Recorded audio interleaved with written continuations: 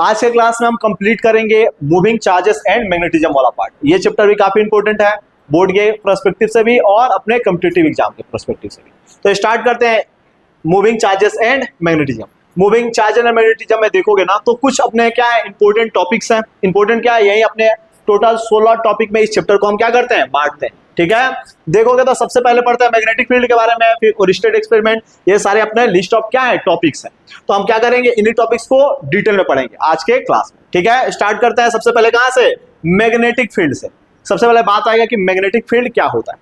तो हमने पूरे फिजिक्स में अभी तक कितने फील्ड पढ़ लिए हैं, ग्रेविटेशनल फील्ड पढ़ लिए, उसके बाद से इलेक्ट्रिक फील्ड पढ़ लिए, अब देख रहा है मैग्नेटिक फील्ड। तो कोई भी फील्ड क्या होता है, वो सब्सटेंस के आसपास का एरिया जहां पे दूसरा उससे रिलेटेड सब्सटेंस आए तो क्या लगे, उसके ऊपर फोर्स या टॉर्क लगे। जैसे बात करेंगे मैग्नेटिक फील्ड का, तो मैग्नेटिक फील्ड क्या होता है बताओ, मैग्नेट के आसपास का वो एरिया जहां पे दूसरा मैग्नेट या मैग्नेटिक सब्सटेंस आए तो उसके ऊपर क्या लगेगा, फोर्स या टॉर्क लगेगा। तो region around a magnet where another magnetic substance experience force and torque, उसको क्या बोलते हैं, उसी रीजन को क्या बोलते हैं, मैग्नेटिक फील्ड। और मैग्नेटिक फील्ड को हम किससे रिप्रेजेंट करते हैं बताओ, बी से।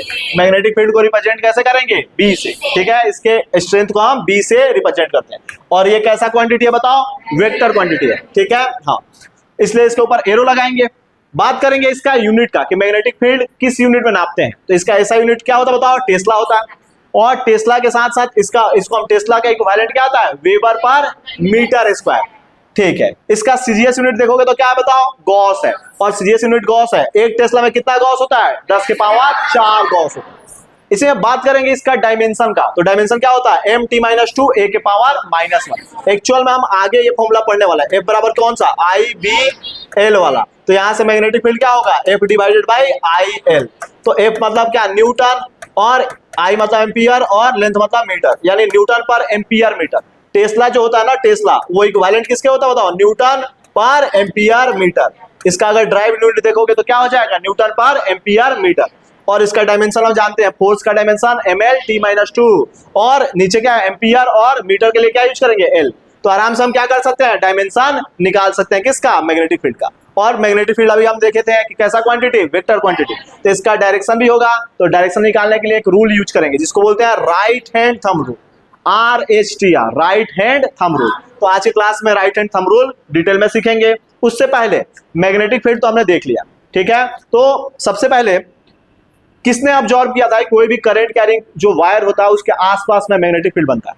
तो इन्होंने सबसे पहले ओरिस्टेड ने क्या किया था, एक्सपेरिमेंट की मदद से ये अपना फाउंड किया था कि कोई भी करंट कैरिंग वायर जो होता है ना उसके आसपास में क्या बनता है, मैग्नेटिक फील्ड बनता है। इन्होंने क्या देखा कि कोई भी करंट कैरिंग वायर है, मान लो कि एक वायर है जिससे करंट कितना जा रहा है, I, तो इसके पास में इन्होंने क्या रखा बताओ, एक मैग्नेटिक नीडल कंपास रखा। तो क्या देखा इन्होंने कि जैसे जैसे करंट फ्लो हो रहा था इसमें क्या हो रहा था, डिफ्लेक्शन आ रहा था। जितना ज्यादा करंट उतना ज्यादा डिफ्लेक्शन। करंट का इन्होंने डायरेक्शन बदल के देखा, तो क्या देखा कि करंट का डायरेक्शन बदलने पे डिफ्लेक्शन भी क्या हो रहा था, बदल रहा था। यानी मैग्नेटिक नीडल पे क्या दिख रहा था बताओ, डिफ्लेक्शन दिख रहा था। और डिफ्लेक्शन दिख रहा था यानी डिफ्लेक्शन को हम किस में लिखते हैं बताओ, थीटा से नापते हैं। तो थीटा डायरेक्टली प्रोपोर्शनल किसको होता है, करंट। जितना ज्यादा करंट फ्लो किया इन्होंने तो उतना ज्यादा क्या मिला, डिफ्लेक्शन। करंट का डायरेक्शन बदलने पे डिफ्लेक्शन का भी डायरेक्शन क्या हो जा रहा था, बदल जा रहा था। इसके बाद से क्या देखेंगे हम, अब मैग्नेटिक फील्ड तो बनेगा, कोई भी करंट कैरिंग वायर अपने आसपास में क्या बनाएगा, मैग्नेटिक फील्ड बनाएगा। लेकिन कितना बनाएगा, इसके लिए दूसरा लॉ आएगा, कौन सा, बायट एंड सबर्ट।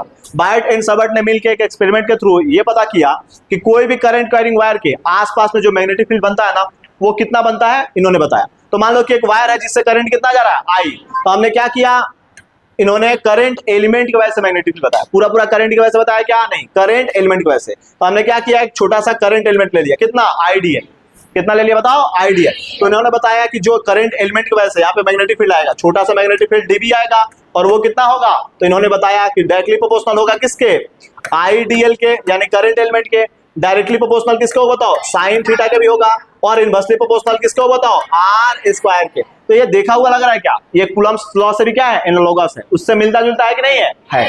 तो इन सबको हमने क्या किया, कंबाइन किया। तो क्या देखा कि dB जो मैग्नेटिक फील्ड है ना उस P पॉइंट पे वो कितना है बताओ, μ0/4 pi IDL sine theta by are square, mu zero by 4 pi ideal sine theta by are square. तो बात आता है कि ये म्यू जीरो बाई 4 पाई क्या होता है, कांस्टेंट होता है।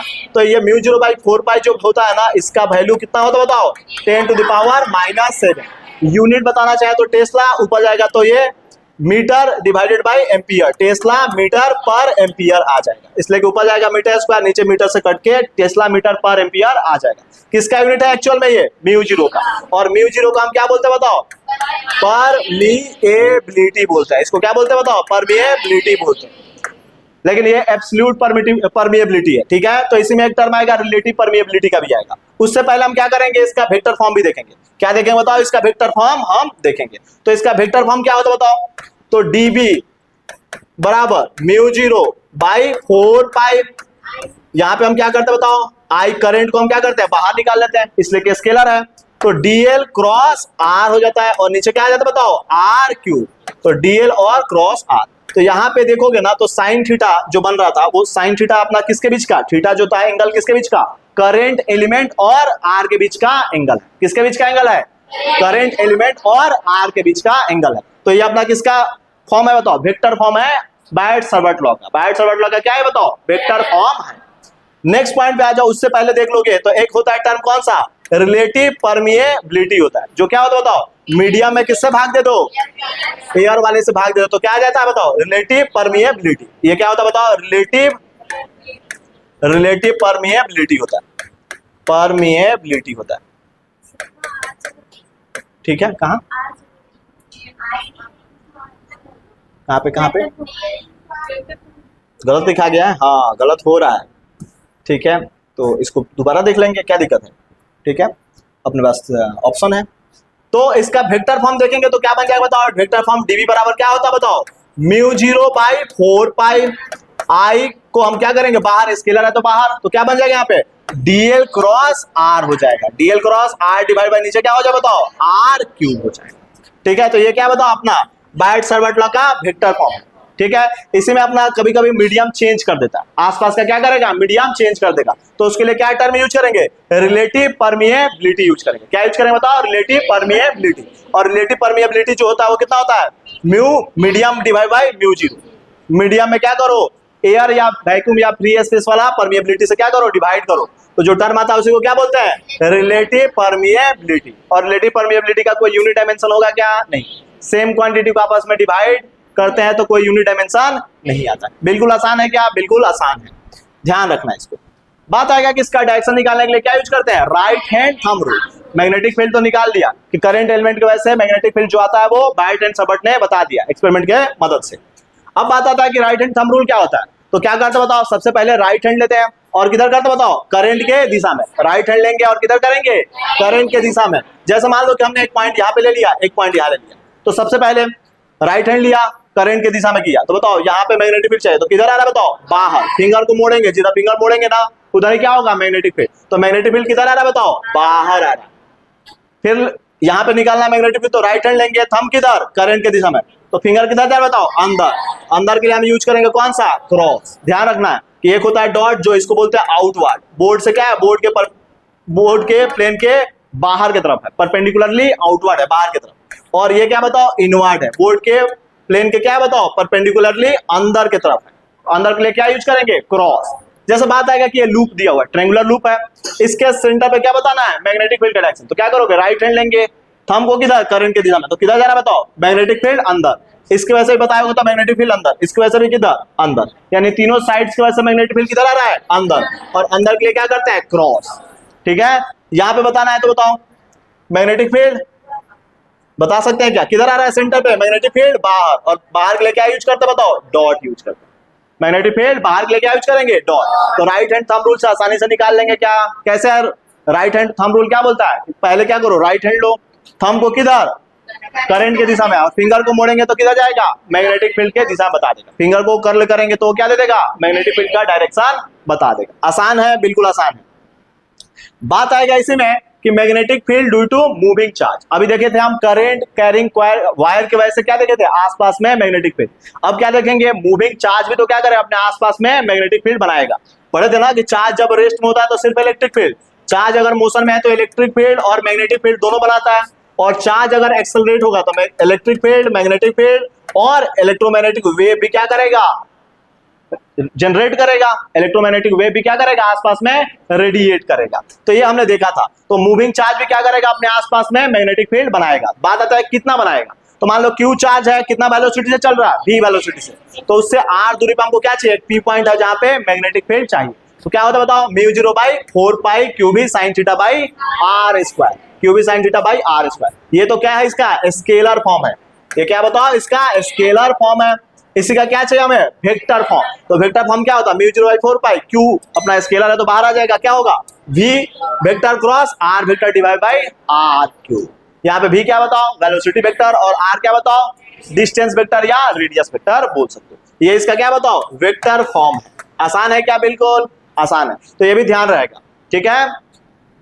नेक्स्ट पॉइंट क्या होगा, तो आप क्या देखेंगे, मैग्नेटिक फील्ड देखेंगे किसकी वजह से, फाइनाइट वायर की वजह से। तो सबसे पहले किसकी वजह से देखेंगे बताओ, फाइनाइट वायर की वजह से। कि मान लो कि एक वायर है जिसका क्या है, लेंथ अपना एक फाइनाइट है, उससे क्या हम r दूरी पे जाके वायर से कितना परपेंडिकुलर दूर जाके, r परपेंडिकुलर दूर जाके हम क्या देखेंगे, p पॉइंट पे मैग्नेटिक फील्ड। तो क्या होता है बताओ, mu 0 i by 4 pi r sine theta 1 plus sine theta 2।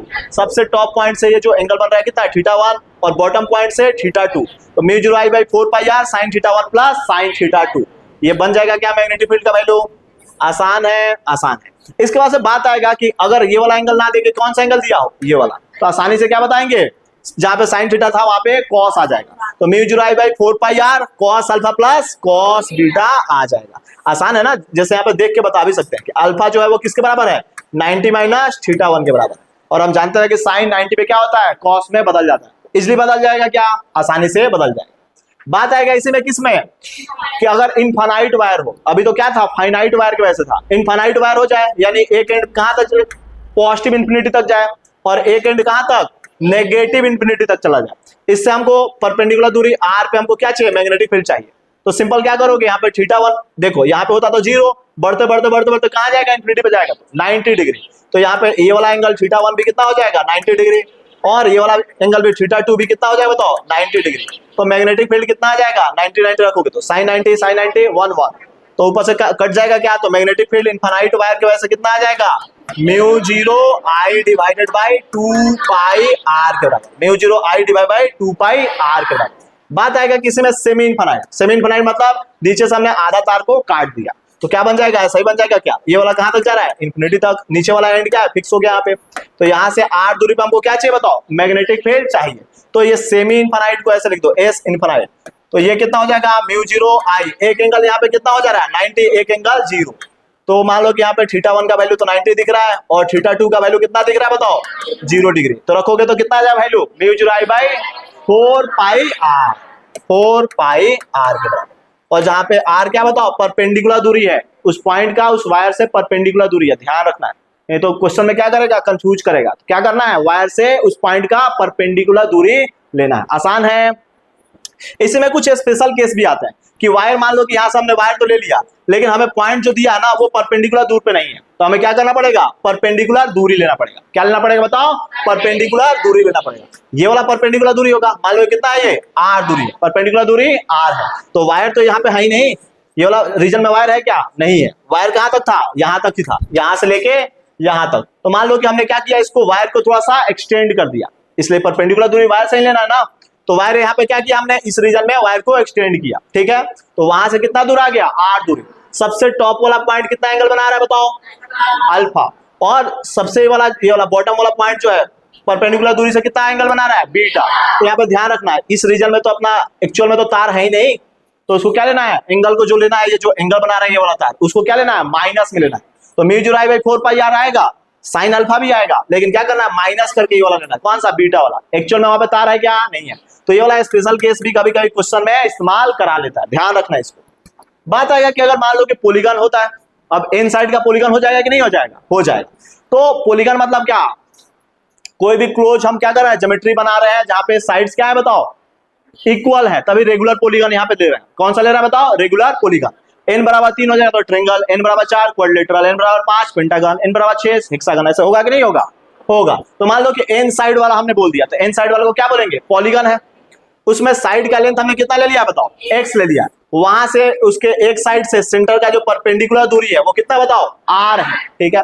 और हम जानते हैं कि पॉलीगॉन n साइड वाला है, तो सेंटर पे कितना एंगल बनाएगा, एक साइड उसका, तो 2 पाई बाई n बनाता है। एक साइड एंगल कितना बनाता है सेंटर पे, 2 पाई बाई n, तो उसका आधा एंगल कितना होगा, पाई बाई n हो जाएगा। कितना होगा, पाई बाई n। अब यहाँ से परपेंडिकुलर दूरी हो गया, तो ये वाला अगर x है तो इसका आधा कितना होगा, x बाई 2। तो एक यहाँ पे देखोगे तो ये वाला टॉप पॉइंट यहाँ पे एंगल कितना बना रहा है, पाई बाई n।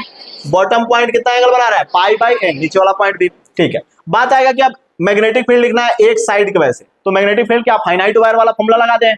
क्या फॉर्मूला बोलता है, mu 0 I divide by 4 pi r sine theta 1 का value pi by n, theta 2 pi by n, है कि नहीं है। बात आएगा कि यहाँ पे r का वैल्यू क्वेश्चन में तो दिया नहीं रहेगा, क्वेश्चन में तो साइड दिया रहेगा, तो साइड और एंगल के टर्म में क्या हम लिख सकते हैं क्या, r का वैल्यू। चलो देखते हैं, 10 पाई बाई n इस ट्रायंगल में बताओ, 10 पाई बाई n इस ट्रायंगल में क्या दिख रहा है बताओ, परपेंडिकुलर क्या है बताओ, यहाँ पे x बाई 2 और बेस का वैल्यू कितना बताओ, r।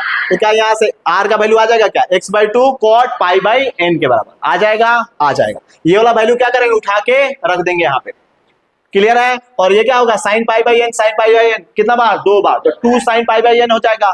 2 से ये वाला 2 कट जाएगा और यहाँ पे 2 है तो कट के ये वाला बन जाएगा क्या, तो क्या आएगा, mu 0 I by pi x sine pi by n into 10 pi by n। एक साइड की वजह से मैग्नेटिक फील्ड आ गया, और कितने साइड है टोटल, n साइड है, तो क्या n से गुणा कर देंगे तो नेट मैग्नेटिक फील्ड क्या सेंटर पे आ जाएगा क्या। तो ये ध्यान रखना है, ये अगर जनरल फॉर्म अगर हमको ध्यान रहेगा ना तो हम क्या करेंगे, अगर मान लो कि कल का दे दे कि बताओ एक ट्रायंगल है जिसमें साइड का लेंथ इतना है, तो मैग्नेटिक फील्ड सेंटर में बताओ, तो डायरेक्ट क्या होगा 9/2 mu 0 I by pi x। लेकिन ये कहां पे लगा पाएंगे, जब साइड्स क्या होंगे बराबर, यानी इक्विलेटरल ट्रायंगल के लिए। कल का स्क्वायर दे दे तो वहां पे क्या होगा 2√2 mu 0 I by pi x। x क्या है, साइड लेंथ है। n बराबर 6 रेगुलर हेक्सागन हो जाए तो अब क्या फॉर्मूला आएगा, √3 mu 0 I by pi x के बराबर होगा। होगा कि नहीं होगा, काफी आसानी से आ जाएगा। तो हमें क्या करना है, रेडीमेड बना के रख लेना कि एग्जाम में आए तो हम क्या करेंगे, डायरेक्ट सॉल्व करके टिक करेंगे आगे। बात आएगा ग्राफ के बीच में, ग्राफ का बात आएगा कि अपना ग्राफ कैसा बनेगा, b वर्सेस r का ग्राफ। कैसे, किसके लिए, स्ट्रेट वायर के लिए, स्ट्रेट इनफिनिट वायर के लिए। तो b वर्सेस r, अभी देखे थे कि मैग्नेटिक फील्ड जो था ना वो इनवर्सली प्रोपोर्शनल किसके था, r के था।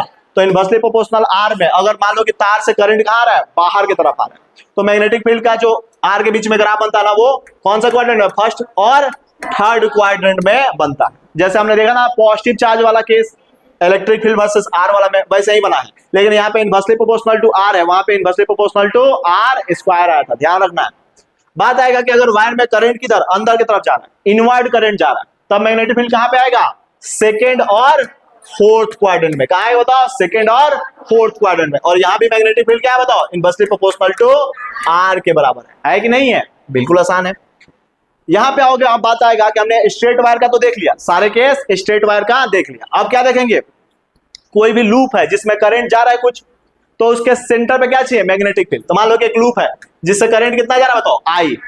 तो अब इसके सेंटर पे O पॉइंट पे क्या चाहिए, मैग्नेटिक फील्ड। तो जो सेंटर पे मैग्नेटिक फील्ड होता है ना, BO बोल दो उसको, वो कितना होता है, mu 0 I divided by 2r के बराबर। लेकिन यहाँ पे एक टर्न था तो कितना आ गया, म्यू 0 I बाई 2r। अगर मान लो कि n टर्न हो जाए तो सिंपल क्या करना है, n से मल्टीप्लाई कर दो, तो BO क्या हो जाएगा, म्यू 0 NI, और कैपिटल N है तो capital NI divided by 2r के बराबर। और यहाँ पे r क्या है बताओ, इसका रेडियस, और करंट कितना जा रहा है इससे, I, और नंबर ऑफ टर्न कितना है, n। तो क्या हम लिख सकते हैं क्या, यानी एक टर्न के लिए लिख लो, और n टर्न है तो क्या करो, n से मल्टीप्लाई कर दो। इसी में एक क्वेश्चन आता है कि मान लो कि एक वायर था जिसका लेंथ कितना था, l, उसको हमने क्या किया, मोड़ के लूप बना दिया या सर्कल बना दिया। तो बताना है कि मान लो करंट कितना जा रहा है इससे, I जा रहा है, तो बताओ मैग्नेटिक फील्ड सेंटर पे कितना होगा। तो क्या करना होता है उसके लिए, रेडियस दिया रहता है क्या क्वेश्चन में, नहीं। तो ये जो लेंथ है उसको किसके बराबर करोगे, इसके सरकमफ्रेंस के बराबर। तो L बराबर क्या करोगे, 2 पाई r। तो यहां से हम क्या निकाल लेंगे, रेडियस का वैल्यू निकाल लेंगे, क्या कितना आएगा, L बाई 2 पाई। और मैग्नेटिक फील्ड का फॉर्मूला जानते हैं कितना होता है, mu 0 I divided by 2r। और ये वाला r क्या करोगे, यहाँ पे लेके सब्स्टिट्यूट कर दो, आ जाएगा मैग्नेटिक फील्ड। आसानी से हम मैग्नेटिक फील्ड निकाल सकते हैं, ये क्वेश्चन आया हुआ एग्जाम में। नेक्स्ट पॉइंट पे आएंगे तो आप मैग्नेटिक फील्ड पूरा लूप के वजह से तो देख लिए, अब क्या देखेंगे, लूप का एक छोटा सा टुकड़ा जिसको हम क्या बोलेंगे, आर्क। इसी को क्या बोलते हैं, आर्क बोलते हैं। तो आर्क मान लो कि एंगल कितना बना रहा है सेंटर पे, अल्फा बना रहा है। तो हम जानते हैं कि अगर टोटल एंगल पूरा सर्कल का बात करोगे या लूप का बात करोगे तो टोटल एंगल कितना बनाता है 2 पाई। तो यूनिट एंगल के लिए तो क्या होगा mu 0 I divide by 2 r और 1/2 पाई कर दोगे। लेकिन हमें अल्फा एंगल के लिए चाहिए तो क्या करो अल्फा एंगल मल्टीप्लाई, यानी सिंपल आर्क अगर मान लो कि एंगल अल्फा बना रहा है तो फॉर्मूला क्या होता है mu 0 I by 2 r alpha by 2 pi. यहाँ पे अगर मान लो कि अल्फा यहाँ पे क्या है रेडियन में, 2 पाई जब लिए हो तो अल्फा किस में बताओ रेडियन में। हम जानते ना पाई रेडियन बराबर कितना होता है 180 डिग्री। तो कल का अगर मान लो कि नीचे 360 डिग्री लेंगे तो क्या लेना पड़ेगा अल्फा डिग्री में लेना पड़ेगा। 2 पाई लिए हैं तो क्या लेंगे रेडियन में। क्लियर है क्या? इसी को अगर मल्टीप्लाई करोगे तो फॉर्मूला क्या बनेगा mu 0 I alpha divide by 4 pi r, mu 0 I alpha by 4 pi r. आसान है, ध्यान रहेगा। इसमें एक इंपॉर्टेंट केस आ जाता है कि मान लो कि अपना वायर कैसा है, एक लूप बना हुआ है और उसमें लूप क्या हो रहा है करंट 2 पार्ट में बढ़ रहा है, इधर भी जा रहा है कुछ इधर भी जा रहा है। लेकिन जिस मटेरियल से जो वायर बना है ना वो क्या मटेरियल दोनों तरफ क्या सेम है, इधर भी सेम है इधर भी सेम है, क्रॉस सेक्शन एरिया भी क्या है सेम। इसका मतलब सिंपल कि जो रेजिस्टेंस है ना वो सिर्फ डिपेंड किसके ऊपर कर रहा है लेंथ के ऊपर। इसलिए कि रेजिस्टेंस जानता है ना रो एल बाई ए होता है कि नहीं, तो रेजिस्टेंस सिर्फ किसके ऊपर डिपेंड कर रहा है लेंथ के ऊपर। और हम जानते हैं कि theta equal to arc length by radius के बराबर। तो अगर मान लो कि रेडियस हम सेम रखें तो थीटा किसके प्रोपोर्शनल हो जाएगा आर्क लेंथ, यानी हम बोल सकते हैं क्या कि जो रेजिस्टेंस होगा डायरेक्टली प्रोपोर्शनल किसको हो जाएगा एंगल के। और हम जानते हैं कि जो रेजिस्टेंस होता है वो इनवर्सली प्रोपोर्शनल किसके होता है करंट के। तो यहाँ पे देखो ना करंट और ये दोनों मल्टीप्लाई हो रहा है तो एक दूसरे को कैंसिल करेगा कि नहीं करेगा। तो सिंपल ध्यान रखना है कि सेंटर पे जो नेट मैग्नेटिक फील्ड होता है ना वो जीरो आ जाता है। नेट सेंटर मैग्नेटिक फील्ड क्या होता है जीरो, इस केस में भी इस केस में भी इस केस में भी। लेकिन उसके लिए क्या होना चाहिए जो वायर होना चाहिए वो यूनिफॉर्म होना चाहिए, ठीक है। और लूप जो होना चाहिए वो कैसा होना चाहिए सिमेट्रिकल प्लेनर लूप होना चाहिए। क्लियर है? क्लियर है, बिल्कुल आसान है, आसानी से हो जाएगा। बात आएगा इसके बाद से एक इंपॉर्टेंट केस है कि अभी हमने सेंटर पे किसी रिंग के या लूप के हमने क्या देखा था सर्कुलर लूप के सेंटर पे मैग्नेटिक फील्ड देख लिया था। बात आएगा कि कोई सर्कुलर लूप है उसके कहां देखना है एक्सिस पे मैग्नेटिक फील्ड बताओ। तो हमने सर्कुलर लूप ले लिया, ऐसा लूप है, कैसा लूप है बताओ ऐसा। उसके एक्सिस पे हम कितना सेंटर से एक्स दूरी पे जा रहे हैं। मान लो कि अपना जो रिंग है उससे करंट कितना है आई और उसके सेंटर से हम कितने एक्सिस पे जा रहे हैं दूर एक्स दूरी जा रहे हैं, ठीक है। तो मैग्नेटिक फील्ड जो एक्सियल पॉइंट पे होता है ना या एक्सिस पे जो होता है वो कितना होता है mu 0 I r square by 2 r square plus x square के पावर 3/2। लेकिन इसी में कुछ स्पेशल केस हमको पूछ लेता है, जानते हो जैसे कैसे बोल देगा कि जो अपना एक्स है ना वो बहुत ज्यादा है। मान लो कि छोटा सा लूप है और दूर चलेगा तुम 1 किलोमीटर दूर चलेगा तो क्या हो जाएगा बहुत छोटा हो जाएगा कि नहीं। ये जो इसका लूप का रेडियस है वो एक्स के तुलना में क्या हो जाएगा बहुत कम हो जाएगा। तो उस केस में क्या करेंगे बताओ, जो अपना नीचे टर्म है ना कौन सा r square plus x square, तो यहाँ पे एक्स स्क्वायर को क्या करेंगे इग्नोर यानी जीरो कर देंगे। तो फॉर्मूला बन जाएगा क्या नहीं, यहाँ पे देखो यहाँ पे केस क्या है एक्स जो है वो बहुत ज्यादा है किसके तुलना में आर के तुलना में। तो यहाँ पे हम किसको इग्नोर करेंगे आर स्क्वायर को इग्नोर करेंगे। किसको इग्नोर करेंगे बताओ आर स्क्वायर को। आर स्क्वायर को इग्नोर कर दोगे तो क्या फॉर्मूला बनेगा mu 0 I r square divide by x के पावर 3। ऊपर वाले आर स्क्वायर को इग्नोर करना है क्या नहीं, ये नहीं कि ऊपर वाला करो तो पूरा मैग्नेटिक फील्ड क्या आ जाएगा जीरो। इसके रेस्पेक्ट में क्या है बहुत छोटा है तो इसके सामने क्या करोगे जीरो करोगे, हमेशा जीरो करेंगे क्या नहीं। बात आएगा कि इसी में दूसरा केस आ गया कि जब अपना रेडियस का जो वैल्यू है बड़ा सा लूप है मान लो उसके जस्ट तुम बगल में 2 सेंटीमीटर 5 सेंटीमीटर दूर चले गए तो क्या बहुत ज्यादा फर्क आएगा क्या। तो मैग्नेटिक फील्ड जितना सेंटर पे होता है ना या तो उतना मान लो, नहीं तो हम क्या करेंगे बाइनोमियल अप्रोक्सीमेशन से मैग्नेटिक फील्ड जो सेंटर पे है बीओ मतलब मैग्नेटिक फील्ड जो सेंटर पे है और मैग्नेटिक फील्ड सेंटर पे कितना होता है मैग्नेटिक फील्ड सेंटर पे निकालना तो म्यू 0 आई बाई 2 आर। अभी देखे थे क्या एक्स का वैल्यू लेके जीरो रख दो, एक्स का वैल्यू लेके क्या करो जीरो रख दो तो मैग्नेटिक फील्ड सेंटर पे क्या आएगा म्यू 0 आई बाई 2 आर जो कि अभी देखे थे क्या ठीक है। तो यही हो जाता यहाँ पे मैग्नेटिक फील्ड जो सेंटर पे into 1 minus 3x square by 2 capital r square. इसी को हम approximately mu 0 I by 2 r के बराबर भी बोल देते हैं जितना सेंटर पे है, जितना कहां पे है सेंटर पे। कब जब अपना रिंग क्या होगा बहुत बड़ा होगा डिस्टेंस के तुलना में, जो एक्स है उसके तुलना में क्या हो जाए रेडियस बहुत ज्यादा हो जाए। ये तो आसान है।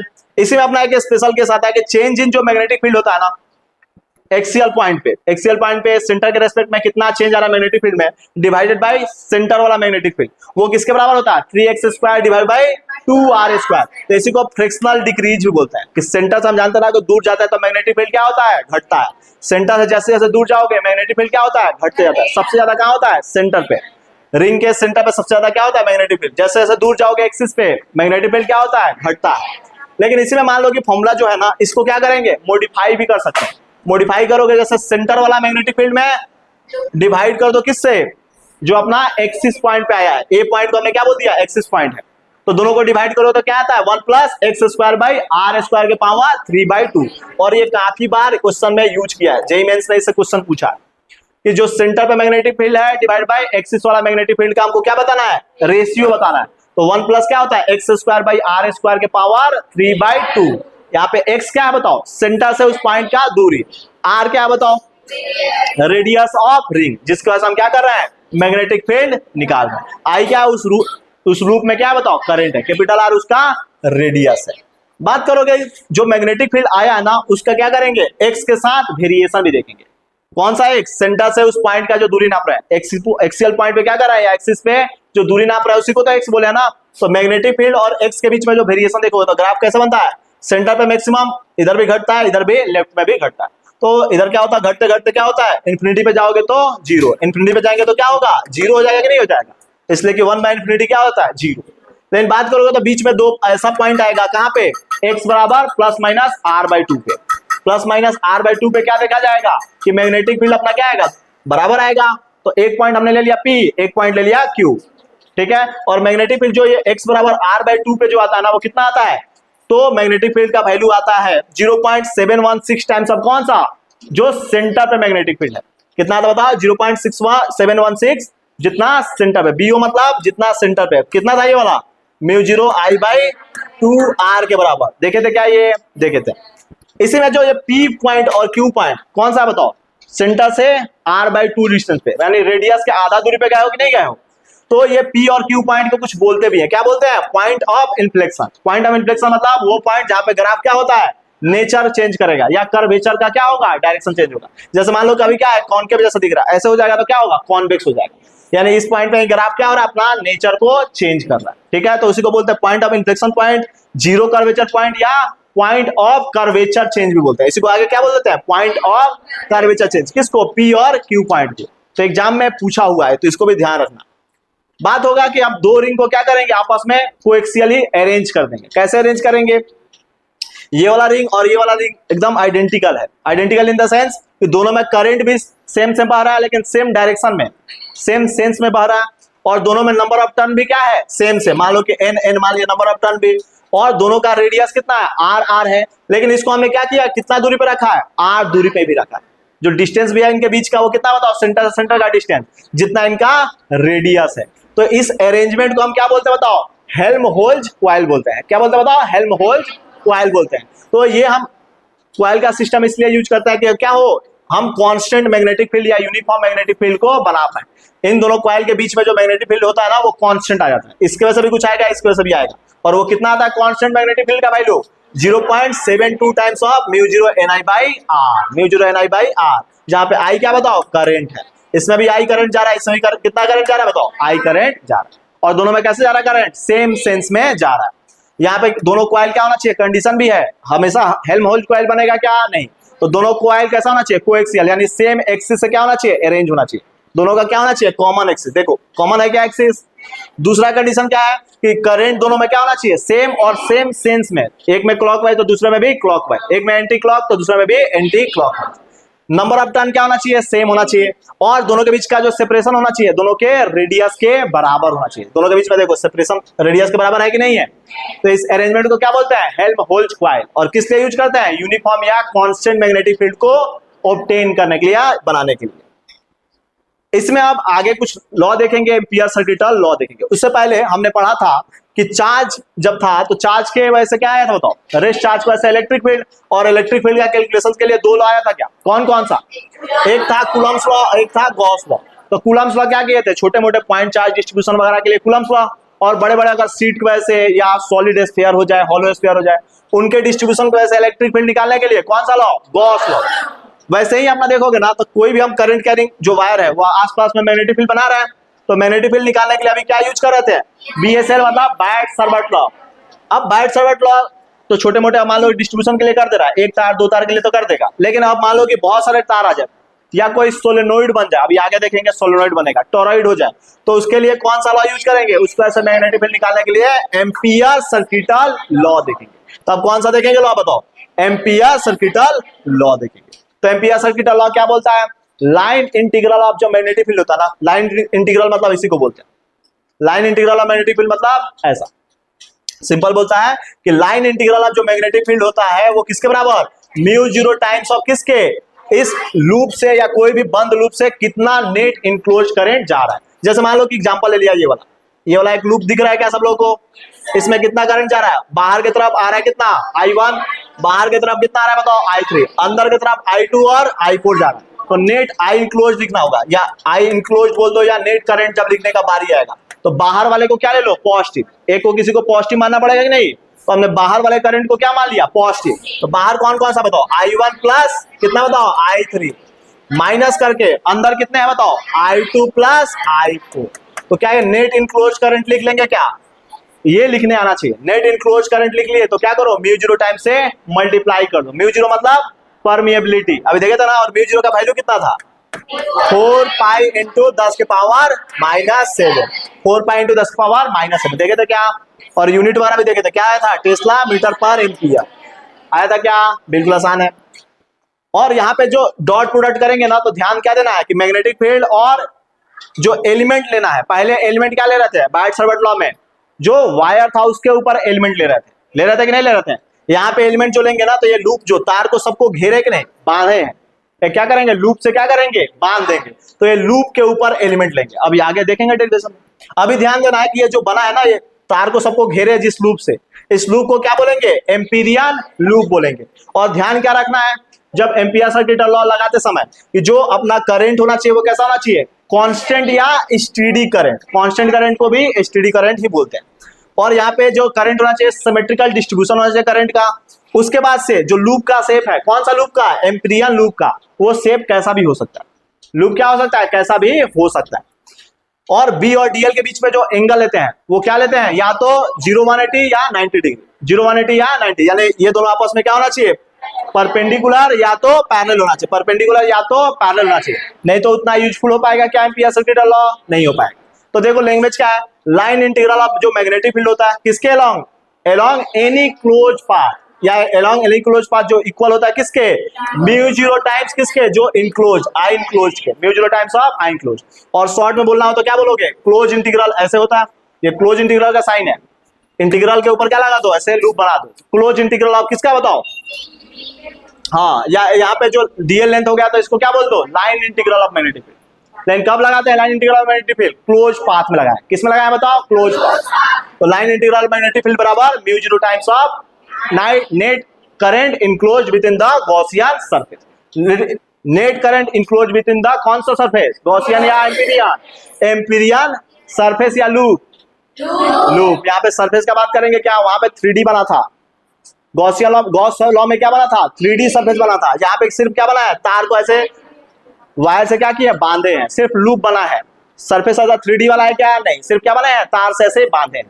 क्लियर है क्या, ठीक है। यहाँ पे वहां पे भी देखे थे कि इलेक्ट्रिक फील्ड किसको ऐसा सबके वैसे आया था, अंदर वाला चार्ज बाहर वाले चार्ज, वैसे यहाँ पे मैग्नेटिक फील्ड क्या होगा, अंदर वाला करंट और बाहर वाला करंट दोनों को वैसे आएगा, अंदर वाला करंट और बाहर वाला करंट दोनों को वैसे आएगा। लेकिन यहाँ पे जो इनक्लोज्ड करंट है वो कौन सा लेंगे, सिर्फ और सिर्फ अंदर वाला लेंगे, बाहर वाला लेंगे क्या, इसमें इनक्लोज्ड करंट का मतलब ही क्या है, सिर्फ और सिर्फ अंदर वाला, बाहर का लेंगे क्या, नहीं। लेकिन जब मैग्नेटिक फील्ड लिखोगे तो अंदर बाहर दोनों को कंसीडर करना है, ठीक है। नेक्स्ट पॉइंट पे आ जाओ। यहाँ पे देखेंगे आप क्या, अब इसी का एप्लीकेशन देखेंगे, एम्पीरियन सर्किट लॉ का क्या देखेंगे, एम्पियर सर्किट लॉ का एप्लीकेशन देखेंगे। सबसे पहला एप्लीकेशन है magnetic field due to long thin wire, पतला वायर के वैसे, तो पतला वायर है उससे करंट कितना जा रहा है, आर। हमें क्या चाहिए, मैग्नेटिक फील्ड चाहिए कहां से, उससे परपेंडिकुलर दूरी कितना पे, आर पे। तो सबसे पहले क्या करोगे, एक लूप बना दो, उस पॉइंट पे जाए क्या करो, एक लूप बना दो, इस वायर को क्या मान के, सेंटर मान के क्या करेंगे, एक लूप बना दिए, उसी रेडियस से क्या कर दो, लूप बना दो, बना दिए। ये जो लूप बना इसी को क्या बोले बताओ, एम्पीरियन लूप है। ये कौन सा लूप है बताओ, एम्पीरियन लूप। और कैसा लूप है, ये सर्कुलर लूप है कि नहीं है, है।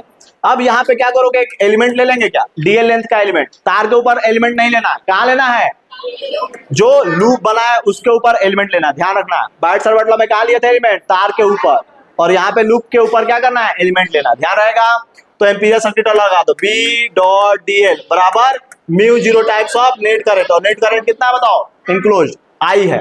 यहाँ पे क्या होगा, मैग्नेटिक फील्ड देखोगे तो हम जानते ना कि राइट हैंड थंब रूल से डायरेक्शन निकाल लेंगे क्या, तो मैग्नेटिक फील्ड भी किधर आएगा, ऐसे आएगा क्या, तो दोनों के बीच में डीएल और बी के बीच में एंगल 0 डिग्री, तो बी अपना बाहर आ जाएगा, इंटीग्रेशन अब क्या बचेगा बताओ, डीएल बचेगा, और ये कितना है बताओ, म्यू 0 आई के बराबर, और इंटीग्रेशन अब छोटा छोटा डीएल डीएल डीएल ये होगा क्या होगा बताओ, इंटीग्रेशन अब जो डीएल होगा वो किसके बराबर हो जाएगा, 2 पाई आर, सरकमफ्रेंस के बराबर होगा क्या होगा, तो मैग्नेटिक फील्ड क्या हो जाएगा, म्यू 0 आई डिवाइडेड बाई ये 2 पाई आर से भाग दो, 2 पाई आर, क्या हम यही जानते हैं क्या, इनफाइनाइट वायर की वजह से आर दूरी पे मैग्नेटिक फील्ड कितना होता है, mu 0 I by 2 pi r, बिल्कुल आसान है, बिल्कुल आसान है, यानी यहाँ पे भी मैग्नेटिक फील्ड क्या हो रहा है, इनवर्सली प्रोपोर्शनल टू आर, आ रहा है क्या, आ रहा है, यहीं पे आ जाएगा। अब ये बोर्ड के लिए बहुत इंपॉर्टेंट है, कौन सा, magnetic field due to thick wire, अब पतला वायर नहीं है, इसके पास क्या है, यानी इसके पास रेडियस आ गया, इसके पास क्या रेडियस आ गया बताओ, आर, और इससे क्या हो रहा है, ये सॉलिड भी है, सॉलिड है मतलब अंदर से भी करंट जा रहा है, ये नहीं कि सिर्फ सरफेस से जा रहा है, हॉलो नहीं है, कैसा है बताओ, सॉलिड, पूरा पूरा क्या हो रहा है, वॉल्यूम से अपना करंट जा रहा है, ठीक है, इसका रेडियस कितना मान लिया, कैपिटल आर, तो 3 पॉइंट पे हम क्या करते हैं मैग्नेटिक फील्ड का कैलकुलेशन, एक तो बाहर पॉइंट, फिर सरफेस पॉइंट, एक अंदर पॉइंट, तो बाहर पॉइंट कितना हमने चल गए एक्सिस से कितना दूरी पे, आर दूरी पे, तो जो मैग्नेटिक फील्ड होता है बाहर पॉइंट पे कितना होता है बताओ, mu 0 I by 2 pi r, जैसा इनफाइनाइट वायर थिन वायर के वैसे आया था कि नहीं आया था। सरफेस का जब निकालने जाओगे तो क्या होगा, मैग्नेटिक फील्ड सरफेस का कैसे निकालोगे, कुछ नहीं करना है, स्मॉल आर के जगह क्या रख दो, कैपिटल आर के बराबर रख दो।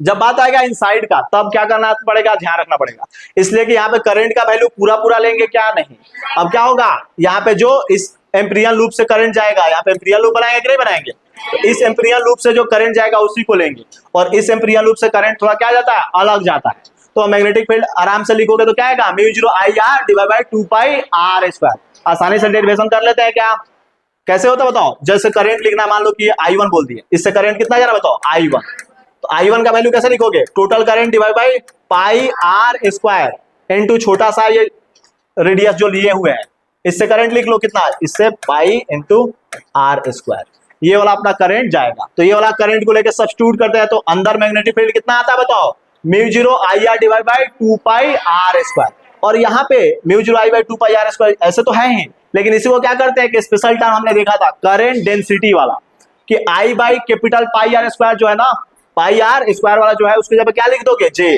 तो फॉर्मूला क्या बन जाता है, म्यू 0 जे आर बाई 2, कितना बन जाता है, म्यू 0 जे आर बाई 2, और जे क्या है यहाँ पे करंट डेंसिटी, ध्यान रखना। यहाँ पे देखोगे तो ग्राफ जो बनता है मैग्नेटिक फील्ड और किसके बीच में, स्मॉल आर, मतलब क्या एक्सिस से उस पॉइंट का डिस्टेंस के बीच में, तो पहले क्या है मैग्नेटिक फील्ड डायरेक्टली प्रोपोर्शनल है कि नहीं है, इनसाइड क्या है magnetic field directly proportional to r है, तो क्या होगा पहले स्ट्रेट लाइन, उसके बाद से सरफेस पे क्या है बताओ मैक्सिमम, और एक बार बाहर जाओगे तो मैग्नेटिक फील्ड क्या है, इनवर्सली प्रोपोर्शनल टू आर के बराबर, मैग्नेटिक फील्ड किसके proportional, inversely proportional to r के बराबर, है कि नहीं है, बिल्कुल आसान है।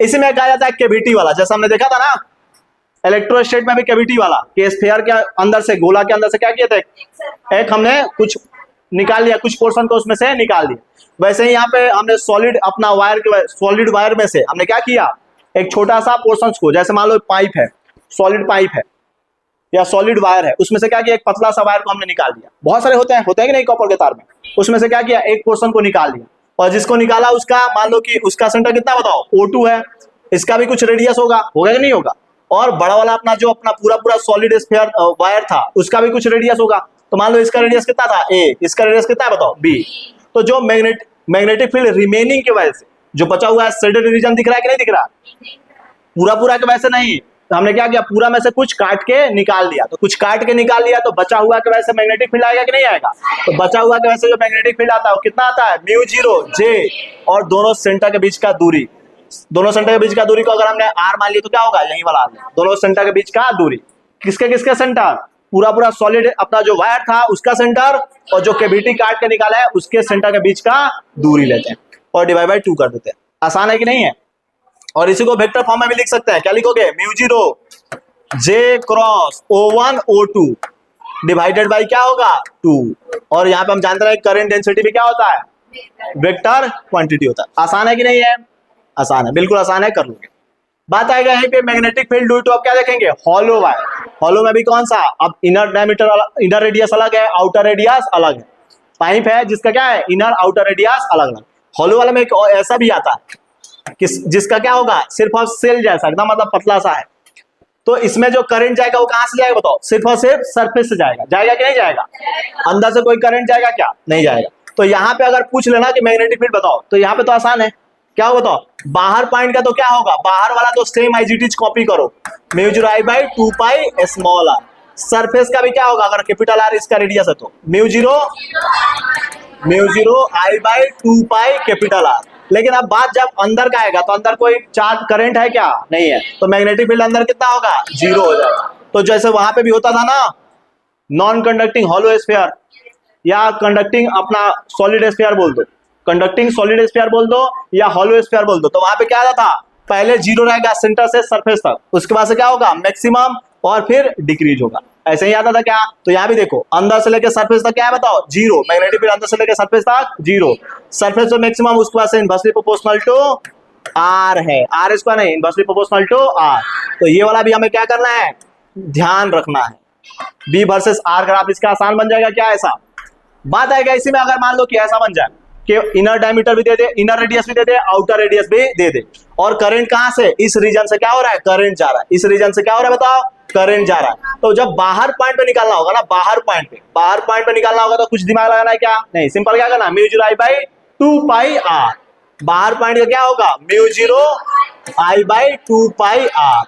मेन जानते हो दिक्कत कब आता है? इसी में पूछ ले कि बताओ इस रीजन में बताओ, इन दोनों के बीच में रीजन, मान लो कि यहां से इसका हमने रेडियस मान लिया कितना? स्मॉल आर के बराबर। तो इसमें अब करंट भी इसी रीजन में जा पाएगा ना? पूरा पूरा वाला करंट आएगा क्या? नहीं। तो उस समय करंट का वैल्यू किससे हटा देते हैं?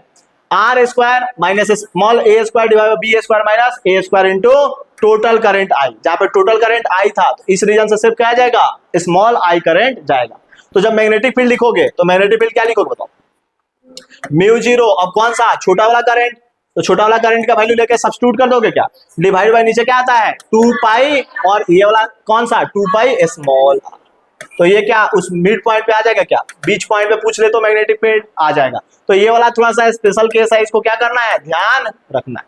क्लियर है? क्लियर है, इसको ध्यान रखना है। नेक्स्ट पॉइंट पे आ जाओ। अब क्या देखेंगे? सोलेनोइड देखेंगे। क्या देखेंगे बताओ? सोलेनोइड। तो सोलेनोइड में कैसे बनाते हैं?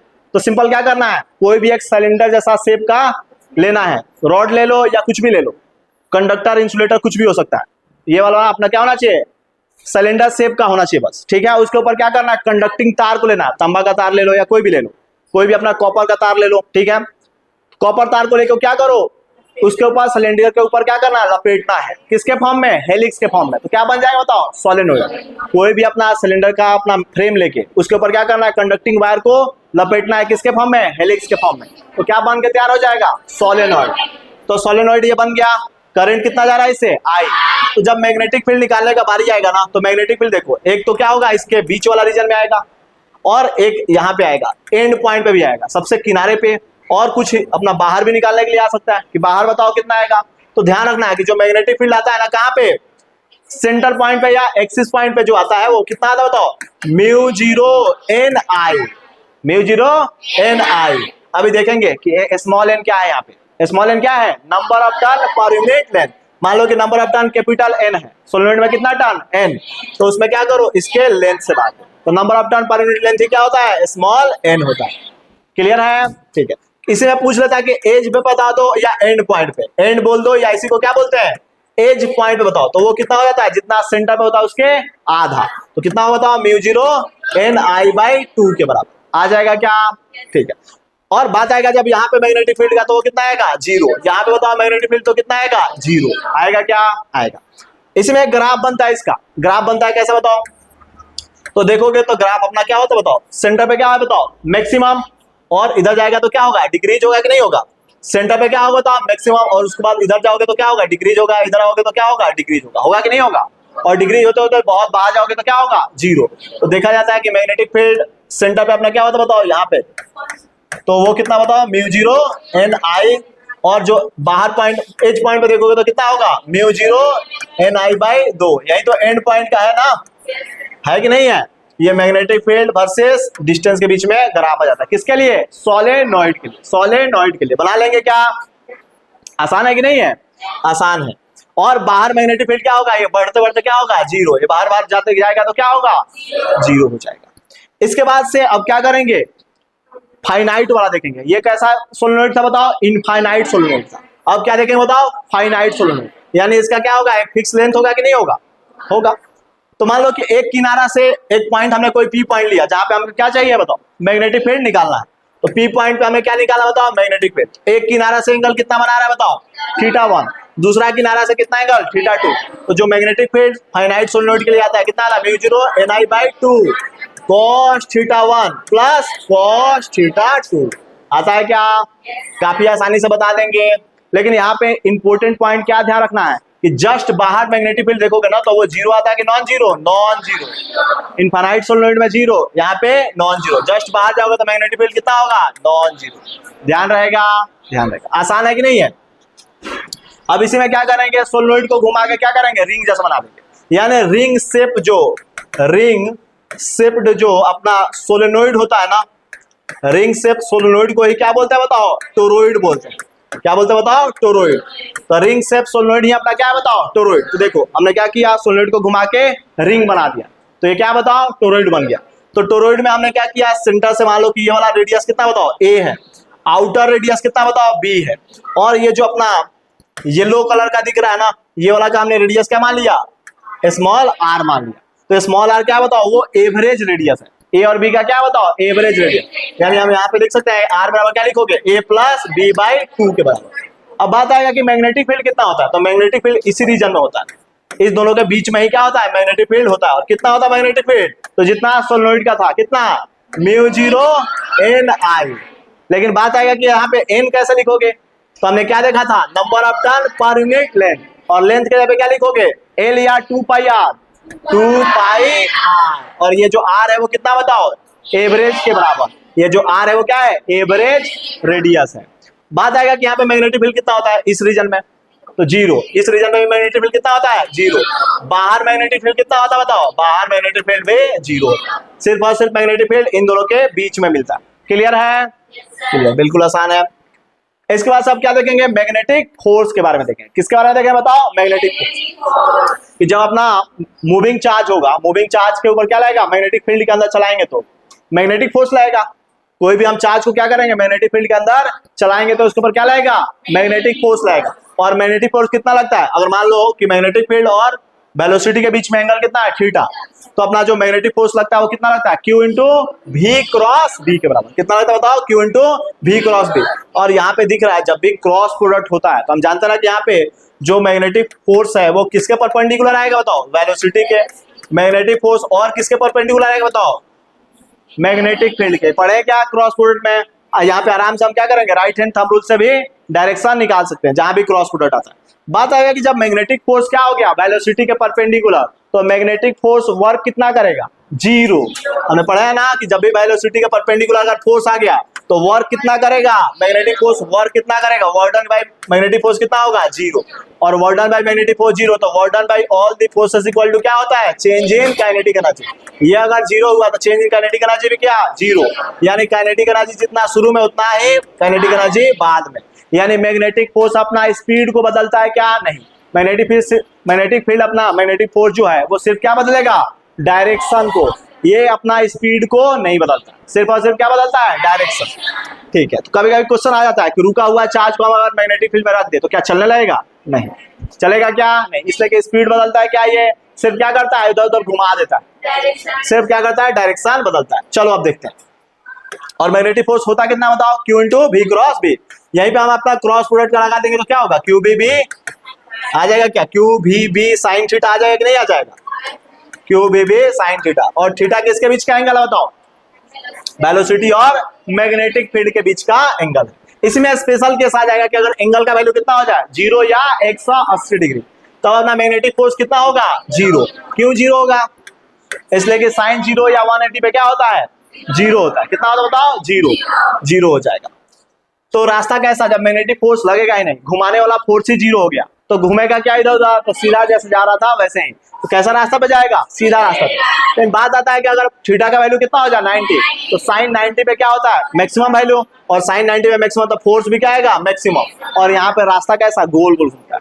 जब मैग्नेटिक फोर्स मैक्सिमम होगा तो कैसा? गोल गोल। या यहाँ पे जो थीटा है यानी वेलोसिटी क्या हो गया, परपेंडिकुलर किसके आगे बताओ, मैग्नेटिक फील्ड के। तो अपना कैसा रास्ता घूमेगा, गोल गोल रास्ता पे घूमेगा, कौन, चार्ज। अब गोल गोल घूमेगा तो कुछ ना कुछ रेडियस भी घूमेगा कि नहीं। तो मान लो गोल रास्ता में घूम रहा है तो रेडियस इसका कितना है बताओ, आर। क्लियर है, ठीक है। और इसका जो चार्ज है उसका कितना बताओ, चार्ज क्यू, और मास कितना बताओ, एम। तो क्या देखा जाता है कि जो रेडियस होता है ना वो कितना होता है बताओ, m B by Q b. आसानी से आ जाता है, जानते हैं ना कि सेंट्रीपिटल फोर्स सर्कुलर पाथ जब भी होगा तो क्या होगा, centripetal force m b square by r बराबर क्या हो जाएगा, यहाँ पे कौन सा फोर्स लग रहा है, मैग्नेटिक फोर्स। तो मैग्नेटिक फोर्स कितना है बताओ, क्यू बी बी। तो यहाँ से आर का वैल्यू आ जाएगा क्या, देखो ना कट जाएगा, तो यहाँ से आर का वैल्यू क्या होगा, M B by Q B आ जाएगा क्या। और हम जानते हैं कि एम बी जो है वो तो मैग्नेटिक, पी क्या है, मोमेंटम, क्या है, लिनियर मोमेंटम। तो लिनियर मोमेंटम क्या है यहाँ पे, पी। एम बी पे क्या लिख सकते हैं बताओ, लिनियर मोमेंटम पी। और हम जानते हैं कि लिनियर मोमेंटम काइनेटिक एनर्जी में भी रिलेशन जानते हैं क्या, कितना होता है, अंडर रूट ऑफ 2m के।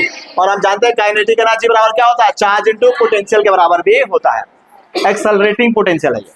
तो हम ये भी फॉर्मूला लिख सकते हैं क्या, लिख सकते हैं, काफी आसान है। यहीं पे अगर बोल दे कि एक चक्कर लगाने में कितना समय लेगा, अगर ये क्या हो रहा है, कितना घूम रहा है बताओ, v वेलोसिटी से घूम रहा है तो एक चक्कर लगाने में जो समय लेता है उसी को टाइम पीरियड ना कितना लेता है, 2 पाई आर बाई वी।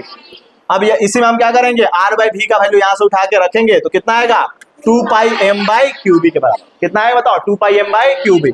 यहाँ पे कुछ देखने को मिल रहा है क्या, कि यहाँ पे क्या है, टाइम पीरियड जो है वो वेलोसिटी के ऊपर डिपेंड हो रहा है क्या, नहीं। रेडियस के ऊपर डिपेंड कर रहा है क्या, नहीं। तो ये वाला आर और वी के ऊपर डिपेंड नहीं करता। देखो ना फॉर्मूला में दिख रहा है क्या, डिपेंड कर रहा है क्या, नहीं। तो कभी कभी क्वेश्चन में पूछ लेता है। क्लियर है, आसान है। इसी में आ गया कि अगर मान लो कि चार्ज पार्टिकल को चला रहे हैं लेकिन पूरा पूरा मैग्नेटिक फील्ड है क्या, कुछ ही दूर में क्या है, मैग्नेटिक फील्ड है, पूरा पूरा है क्या, नहीं, लिमिटेड मैग्नेटिक फील्ड है। तो कितना हम एंगल पे इसको इंटर कराए बताओ मैग्नेटिक फील्ड में। मान लो कि इस लाइन से, वर्टिकल लाइन से कितना एंगल पे, थीटा एंगल पे हमने क्या किया है, इसको एंटर कराया भी वेलोसिटी से। और मान लो कि एग्जिट करते करते भी कितना एंगल बनाया बताओ, थीटा। तो क्वेश्चन में जानते हो क्या पूछ लेगा बताओ डेविएशन कितना होगा, डेविएशन पूछ लेगा कि कितना होगा। तो बताओ गया था यहाँ पे थीटा और थीटा इधर मुड़ गया, पहले ये वाला थीटा प्लस ये वाला थीटा, तो कितना 2 थीटा। देखो ना ये वाला इधर है ना, तो ये वाला कितना होगा, इधर गया था और घूम के इधर वापस कितना पे आया, थीटा प्लस थीटा मिलके 2 थीटा पे। तो नेट डेविएशन कितना हो गया बताओ, 2 थीटा। आसानी से बना लेंगे ना, ये वाला एंगल थीटा है तो ये वाला भी एंगल थीटा बना लेंगे क्या, और ये वाला थीटा तो ये वाला थीटा, अल्टरनेट एंगल से। वैसे ही सेम केस लगाओगे तो यहाँ पे यानी सेंटर पे कितना एंगल, 2 थीटा। सेंटर पे कितना एंगल बन रहा है, 2 थीटा। कभी कभी पूछ लेता है कितना देर ये मैग्नेटिक फील्ड में रहा है, तो तुम्हें सोचो पूरा 360 डिग्री बनता तो कितना, एक चक्कर के बराबर, टाइम पीरियड के बराबर। लेकिन यहाँ पे पूरा 360 के बराबर रह रहा है क्या, नहीं। कितना एंगल के लिए रह रहा है, 2 थीटा के लिए। तो क्या करोगे, थीटा 2 थीटा बाई 360 कर सकते हैं क्या, या इसी को हम क्या ऐसे भी लिखते क्या, T into 2 theta divided by क्या करोगे 2 पाई। लेकिन यहाँ पे क्या होगा, रेडियन में लेंगे। ध्यान रहेगा क्या, जब 360 डिग्री लेते हैं तो क्या कर देंगे, थीटा को डिग्री में और 2 पाई लेंगे तो किस में, रेडियन में। तो आसानी से निकाल लेंगे। और यहाँ पे टी का वैल्यू कैसे निकालोगे, तो वही formula 2 pi r by v से, एक चक्कर में जो समय लगेगा। बात आएगा कि डिस्प्लेसमेंट कितना हुआ बताओ, यहां से यहां पहुंचा तो यही तो डिस्प्लेसमेंट है। तो डिस्प्लेसमेंट को बोल दिया कितना, डेल्टा एस। सर्कुलर पाथ में पढ़े थे कि नहीं, ये वाला कितना होता बताओ, 2r sin theta, 2r sin theta जो सेंटर पे एंगल बनता है उसके आधा। टोटल सेंटर पे एंगल कितना बना है, 2 थीटा। तो आसान है कि नहीं है, आसान है, बिल्कुल आसान है। इसी में कभी कभी एंगल ऑफ डेविएशन पूछ लेता है, जब क्या हो जाए कि जो रेडियस का वैल्यू है ना, वो जिस रीजन में अपना मैग्नेटिक फील्ड है वो रीजन क्या है बताओ, बहुत कम है, रेडियस से भी क्या है बताओ, कम है, रेडियस से कम है। जिस सर्कुलर पाथ में घूम रहा है उसका रेडियस से क्या है बताओ, जो मान लो कि अपना जिस दूरी में फैला हुआ है मैग्नेटिक फील्ड वो क्या है, कम है। दिख रहा है क्या, मैग्नेटिक फील्ड क्या है बताओ, जो अपना रीजन में है उस रीजन का वैल्यू क्या है, रेडियस से कम है, यानी रेडियस ज्यादा है उस रीजन से, रेडियस क्या है बताओ, ज्यादा। तो उस समय जो अपना डेविएशन एंगल आता है साइन थीटा बराबर कैसे निकालते हैं, टी बाई आर करके। कैसे निकालते हैं बताओ, टी बाई आर करके। और यहाँ पे आर का वैल्यू क्या होता है, m B by Q b. तो लेके सब्स्टिट्यूट कर देंगे क्या, तो आ जाएगा अपना किसका वैल्यू, थीटा का वैल्यू। तो कभी कभी क्वेश्चन में डेविएशन के बारे में पूछ लेता है कि रेडियस से कैसे रिलेशन होता है, कर्वेचर से क्या रिलेशन होता है। तो डेविएशन जो होता है ना वो डायरेक्टली प्रोपोर्शनल किसके होता है बताओ, कर्वेचर के। और इनवर्सली प्रोपोर्शनल किसके होता है बताओ, रेडियस ऑफ कर्वेचर के। तो यानी सिंपल बोलेंगे तो theta directly proportional to curvature और इनवर्सली प्रोपोर्शनल टू रेडियस। यानी किसका कर्वेचर ज्यादा है, इसका या इसका। तो देखो इसका रेडियस क्या है बताओ, स्मॉल आर, इसका रेडियस क्या है, बड़ा है ना। तो रेडियस ज्यादा तो कर्वेचर किसका कम, इसका कर्वेचर कम। इसका अगर कर्वेचर को C बोल दिया, C1 बोल दो, इसको C2, तो क्या बोलेंगे, इसका कर्वेचर कम है। रेडियस ज्यादा तो कर्वेचर कम, और जिसका कर्वेचर कम उसमें डेविएशन भी क्या होगा, कम। तो बता सकते हैं क्या, कर्वेचर डायरेक्टली प्रोपोर्शनल है ना डेविएशन के, आसानी से बता सकते हो। इसी में आ जाएगा कि वेलोसिटी, मान लो कि कुछ अब ना 0 पे है, ना 180 पे है, ना 90 पे है, कुछ एंगल बन रहा है, इनके अलावा कुछ एंगल बन रहा है, यानी कुछ जनरल एंगल ले लिया कि मैग्नेटिक फील्ड से कितना एंगल, थीटा एंगल पे है अपना मैग्नेटिक फील्ड, मान लो किधर है, उससे कितना एंगल पे बताओ, थीटा एंगल पे कौन है, वेलोसिटी है। तो सबसे पहले क्या करोगे, अलोंग द मैग्नेटिक फील्ड और perpendicular to the magnetic field break करोगे। तो मैग्नेटिक फील्ड के दिशा में लाओगे तो क्या होगा, v cos थीटा, और परपेंडिकुलर वाला क्या होगा, v sin थीटा। तो जो x में आया है उसको vx या v पैरेलल भी तो बोल देंगे ना, इसलिए कि मैग्नेटिक फील्ड के दिशा में आया है। और ये वाला वेलोसिटी क्या है, मैग्नेटिक फील्ड के परपेंडिकुलर। तो जो वेलोसिटी मैग्नेटिक फील्ड के परपेंडिकुलर होता है वो क्या करता है, गोल गोल घुमाता है। घुमाता है कि नहीं घुमाता है, ये वाला वेलोसिटी या ये वाला वेलोसिटी की वजह से कोई फोर्स आएगा क्या, नहीं आएगा। तो यानी इधर तो सीधा सीधा अपना चलेगा, लेकिन गोल घूमते घूमते क्या होगा, चलेगा। कैसा रास्ता अपना रहा है बताओ, हेलिकल पाथ अपना रहा है कि नहीं अपना रहा है। तो जब थीटा का वैल्यू 0 और 180 तो स्ट्रेट लाइन, 90 तो सर्कुलर, और उनके अलावा तो हेलिकल पाथ। तो हेलिकल पाथ भले ही है, तो यहाँ पे भी तो कुछ हेलिकल पाथ है, तो लूप बना होगा, उसका रेडियस होगा कि नहीं होगा। तो गोल गोल घुमाने वाला वेलोसिटी कौन, परपेंडिकुलर वाला। तो जब रेडियस लिखोगे तो क्या आएगा, m v sine theta divided by q b. भी की जगह पे क्या लेंगे, भी परपेंडिकुलर वाला। ये जो भी साइन थीटा ये कौन सा बताओ, भी परपेंडिकुलर वाला। परपेंडिकुलर वेलोसिटी तो क्या करेगा, गोल गोल घूमेगा। आसान है क्या है। टाइम पीरियड निकालना होगा तो क्या करोगे, 2 पाई एम बाई क्यू बी। यहाँ पे कोई चेंज आया क्या, नहीं। बात आएगा कि पिच, पिच क्या होता है बताओ। तो दो अपना जो कॉइल बना है ना, उसके बीच का, दो कंस्टिट्यूटिव कॉइल के बीच का जो दूरी होगा, हॉरिजॉन्टल दूरी, उसको क्या बोलेंगे, पिच। तो पिच कैसा निकालोगे कि अपना हॉरिजॉन्टल वेलोसिटी कितना है, v cos थीटा इनटू क्या कर दोगे, ये वाला टाइम पीरियड कर दो, तो क्या आ जाएगा, पिच आ जाएगा। आसान है कि नहीं है, आसान है बिल्कुल।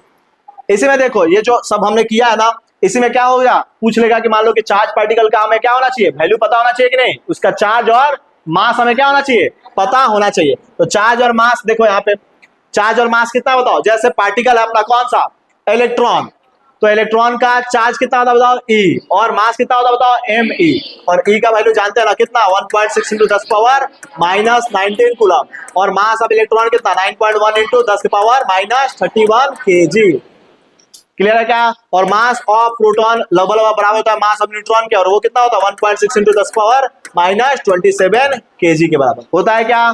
तो बात करोगे इलेक्ट्रॉन का, तो चार्ज कितना E और मास कितना Me। प्रोटॉन का चार्ज कितना प्लस E, माइनस रखो तो माइनस भी रख सकते हो। प्रोटॉन पे पॉजिटिव होता है लेकिन E होता है। और मास ऑफ प्रोटॉन हम जानते हैं ना कि मास ऑफ प्रोटॉन जो होता है वो 1837 गुना ज्यादा होता है किससे, मास ऑफ इलेक्ट्रॉन से। न्यूट्रॉन पे चार्ज कितना 0, लेकिन लगभग मास उसका किसके बराबर, प्रोटॉन के बराबर होता है। न्यूट्रॉन वाला जो होता है उसके ऊपर चार्ज कितना E, लेकिन उसका मास कितना होता है 2 गुना मास ऑफ प्रोटॉन के। अल्फा पार्टिकल क्या होता है, हीलियम न्यूक्लियस, तो उसके ऊपर चार्ज कितना होता है 2 गुना इलेक्ट्रॉन के चार्ज के, या प्रोटॉन बोल दो, प्रोटॉन के चार्ज के, और 4 गुना होता है मास ऑफ प्रोटॉन के। क्लियर है क्या। तो ये क्वेश्चन हमें काफी हेल्प करेंगे क्वेश्चन सॉल्व करने में, ध्यान रखना है इसको। क्लियर है, क्लियर है कि नहीं है। इसी में देखोगे ना तो कभी कभी पूछ लेता है कि मान लो जो हमने यहाँ पे देखा था, तो एक पूछ लेता है, इसी में एक केस आता है कौन सा, वेलोसिटी सिलेक्टर वाला। वेलोसिटी सिलेक्टर, या इसमें बोल देगा कौन सा, मास स्पेक्ट्रोमीटर है। मास स्पेक्ट्रोमीटर, या इसी को क्या बोलते हैं, विंड फिल्टर। एक्चुअल में क्या होता है यहाँ पे कि एक डब्बा होता है, उसमें क्या करते हैं, इधर होल लगा देते हैं, इधर क्या रहता है होल, इधर से हम क्या करते हैं, चार्ज पार्टिकल को m मास है इसको हम क्या करते हैं, भेजते हैं। तो वो वाले चार्ज पार्टिकल क्या होते हैं, इस होल से क्या होता है, निकल जाते हैं, जिनके ऊपर क्या होता है, नेट इलेक्ट्रिक फोर्स बराबर क्या हो जाता है, नेट मैग्नेटिक फोर्स हो जाता है। दोनों आपस में क्या करते हैं, मान लो कि ऊपर की तरफ अपना लग गया कौन सा, मैग्नेटिक फोर्स, और नीचे तरफ कौन सा लग गया, इलेक्ट्रिक फोर्स, तो दोनों एक दूसरे को कैंसिल करेंगे कि नहीं करेंगे। तो ये अपना जो चार्ज पार्टिकल होगा इधर उधर घूमेगा क्या, नहीं, सीधे सीधे जाएगा और ये होल से पास हो जाएगा, और पास होगा तो क्या सिलेक्ट हो जाएगा कि नहीं हो जाएगा। तो उसी को क्या बोलते हैं, वेलोसिटी सिलेक्टर। तो वेलोसिटी सिलेक्टर का जो जब चार्ज पार्टिकल जो होगा उसका वेलोसिटी कितना होगा, E बाई बी। E मतलब इलेक्ट्रिक फील्ड, B मतलब मैग्नेटिक फील्ड। तो इतना वेलोसिटी से भेजा जाए तो क्या होगा, चार्ज पार्टिकल सिलेक्ट हो जाएगा, यानी इससे क्या होगा, पास हो जाएगा। आसान है, आसान है। इसके बाद से क्या आएगा, मैग्नेटिक फोर्स ऑन किसके ऊपर, करेंट कैरिंग वायर के ऊपर। मान लो कि एक मैग्नेटिक फील्ड हमने अप्लाई कर दिया, कितना मैग्नेटिक फील्ड है B, उसके अंदर हमने क्या किया, ये व्हाइट कलर का दिख रहा है क्या, व्हाइट कलर वाला हमने वायर भेज दिया, व्हाइट कलर वाला वायर ले गया, इसके अंदर करंट कितना फ्लो हो रहा है बताओ, आई, इससे करंट अपना आई फ्लो हो रहा है। तो अब होगा कि इसके ऊपर मैग्नेटिक फोर्स कितना लगेगा, ये करंट कैरिंग वायर है ना, तो इसके ऊपर क्या लगेगा, मैग्नेटिक फोर्स कितना लगेगा, क्वेश्चन में पूछेगा कितना लगता है बताओ, I into L effective into B.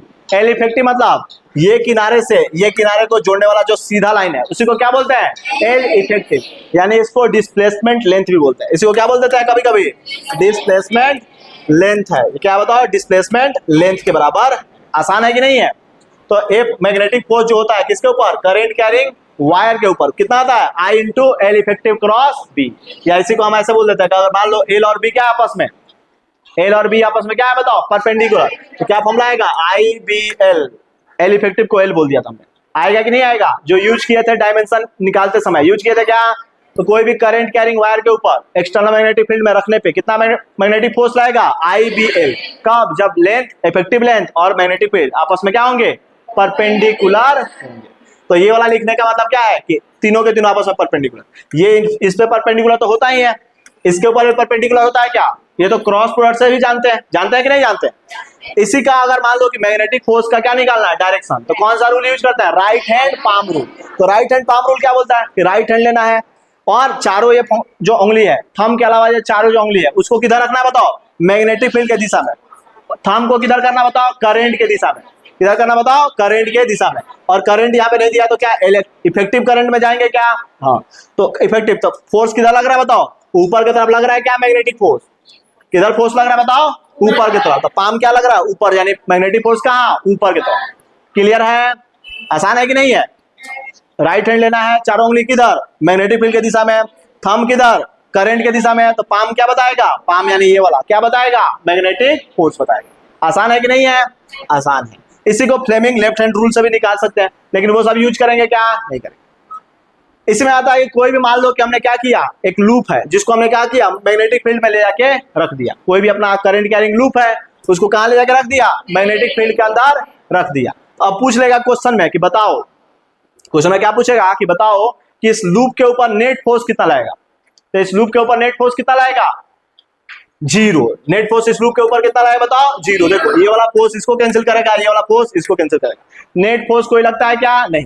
लेकिन पूछ लेगा कि बताओ इसके ऊपर टेंशन कितना लगेगा, ये मतलब स्ट्रेच कितना फोर्स होगा, तो स्ट्रेच आर बी आई, आर मतलब यहाँ पे क्या है बताओ, रेडियस, इस लूप का क्या है बताओ, रेडियस, बी मतलब मैग्नेटिक फील्ड, और आई क्या है बताओ, कितना करंट इससे फ्लो हो रहा है, तो इतना टेंशन इसके ऊपर लगता है। तो टेंशन लग रहा है तो कोई भी हम रेंडम शेप में रखेंगे, कोई भी ऐसा रेंडम शेप रखेंगे तो ये कैसे बन जाएगा, सर्कुलर शेप में बन जाएगा। क्यों, इस टेंशन की वजह से क्या होगा, कोई भी रेंडम शेप का लूप सर्कुलर फॉर्म ले लेगा क्या, कोई भी शेप का हम क्या करेंगे, तार को ले जाकर रखेंगे, वो क्या बन जाएगा, करंट कैरिंग वायर लूप के फॉर्म में बन जाएगा, किसके अंदर, मैग्नेटिक फील्ड के अंदर ले जाकर रखोगे। तो आसान है कि नहीं है।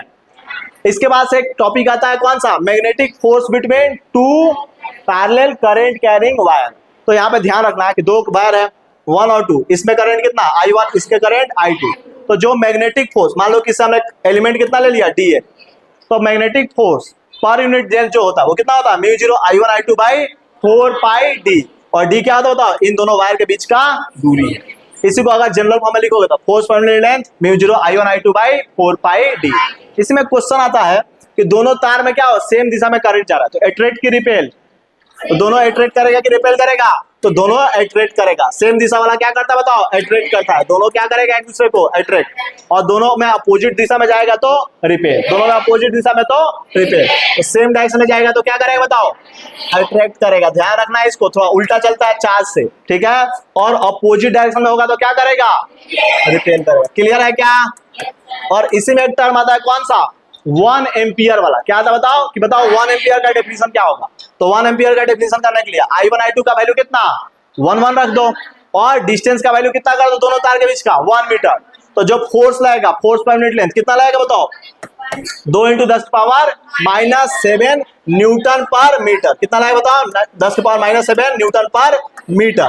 तो ये वाला फोर्स जब लगेगा तो वहीं क्या बताएगा बताओ, 1 एम्पियर के बराबर। 1 एम्पियर मतलब जब करंट क्या होगा, I1 I2 का वैल्यू 1 एम्पियर, और उनके बीच का जो दूरी होगा कितना 1 मीटर, तो फोर्स का वैल्यू कितना रहेगा, फोर्स पर यूनिट का वैल्यू 2 × 10⁻⁻7 न्यूटन पर मीटर।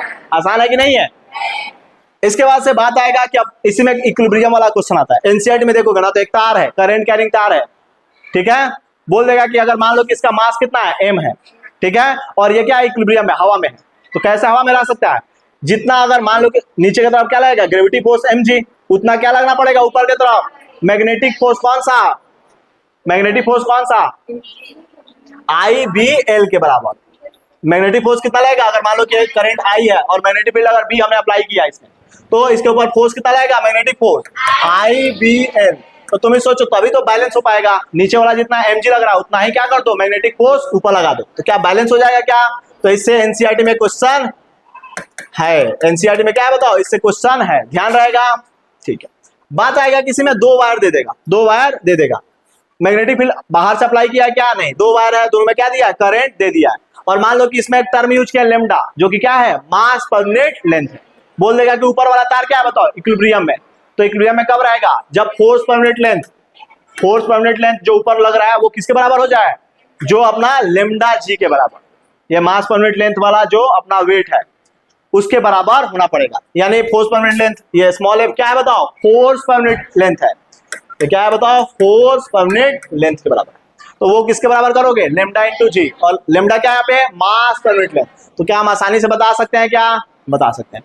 तो इसको क्या करना है, काफी बार रिवीजन करना है, तो ये चैप्टर क्या होगा अपना काफी अच्छे से तैयार हो जाएगा। और इसके बाद एक बार रिवीजन होने के बाद क्या करना है, एक बार रिवीजन होने के बाद जितने भी अपने क्या है पीवाईक्यूज आए हुए हैं जेईई मेंस के या नीट के, उसको क्या करना है, मैपिंग करना है कि कौन सा टॉपिक से क्या क्या क्वेश्चन आया, ठीक है। और कुछ एक्स्ट्रा अगर मान लो थ्योरेटिकल पॉइंट मिले तो उसको क्या करना है, एड ऑन करना है। क्लियर है, ठीक, चलो कितना टाइम हो गया। देखे थे force between two parallel current carrying wire देखे थे, अब देखेंगे force between two moving charges, ठीक है। तो देखो कैसे, जैसे हम दो चार्ज के बीच में कूलम्ब्स लॉ के मदद से फोर्स लिखे थे, क्या क्या था बताओ, K Q1 Q2 divided by दोनों के बीच का दूरी का स्क्वायर, डिस्टेंस स्क्वायर। ये क्या हमने इलेक्ट्रिक फोर्स लिखा था, क्या ये वाला लिखा था। लेकिन अगर मान लो कि चार्ज चलने लगे, चार्ज कितना चलने लगा, V1 और V2 वेलोसिटी से, ये V1 वेलोसिटी से, V2 वेलोसिटी से, तो चार्ज चलेगा तो क्या लगेगा उसके बीच में, मैग्नेटिक फोर्स, और मैग्नेटिक फोर्स कितना लगता है, mu 0/4 pi Q1 Q2 V1 V2 divided by R square. और सेम कंसेप्ट जैसे वहां पे हमने देखा था क्या, करंट कैरिंग वायर के बीच में आसानी से कर लेंगे। तो ये अपना क्या बताओ, मैग्नेटिक फोर्स है दो मूविंग चार्जेस के बीच में, ठीक है। रुक दो, ये वाला क्लिक हो गया।